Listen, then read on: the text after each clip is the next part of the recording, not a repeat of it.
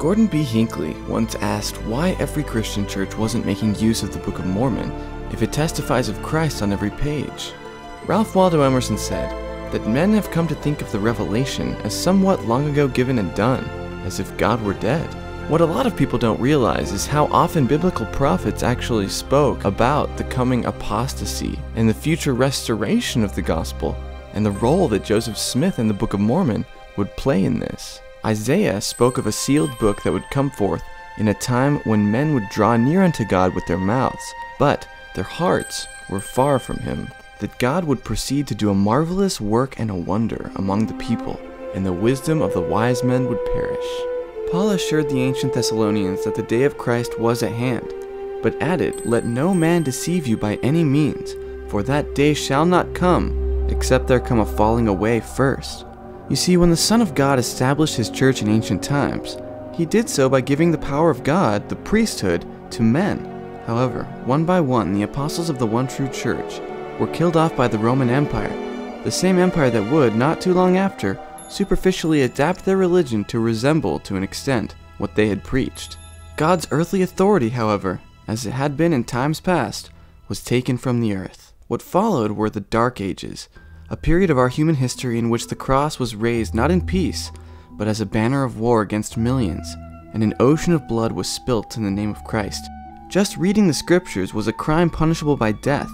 All this from the organization that claimed to be descended from the man from Galilee, the ultimate pacifist, who had said that man shall not live by bread alone, but by every word that proceedeth out of the mouth of God. In 1453 came the fall of Constantinople, the capital of the Byzantine Empire, which is what the Roman Empire had become.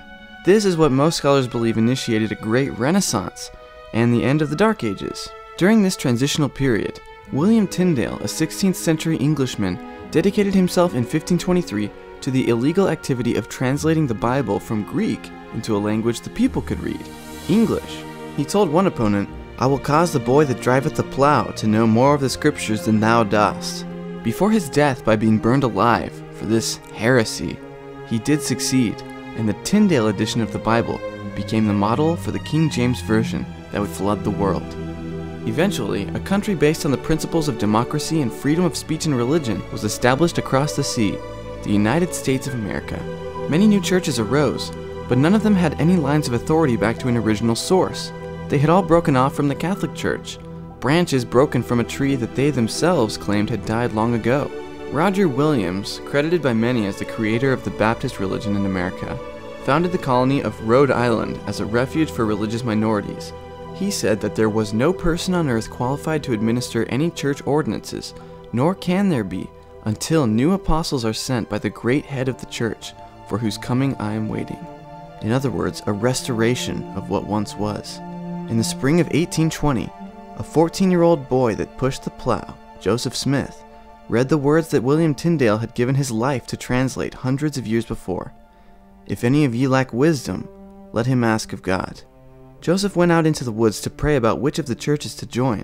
In response to his prayer, he said that a pillar of light brighter than the sun descended upon him, and that within this light he saw God the Father and Christ the Son, and that they told him not to join any of the churches, that they drew near unto God with their lips, but their hearts were far from him, and that he would be instrumental in restoring the priesthood and true church of God upon the earth in the latter days, to prepare the way for the second coming of Jesus Christ. The following decades were filled with angels, revelations, and the establishment of new prophets and apostles on the earth, holding the ancient keys of the priesthood, duly ordained to administer the ordinances of Christ's true church on the earth once again.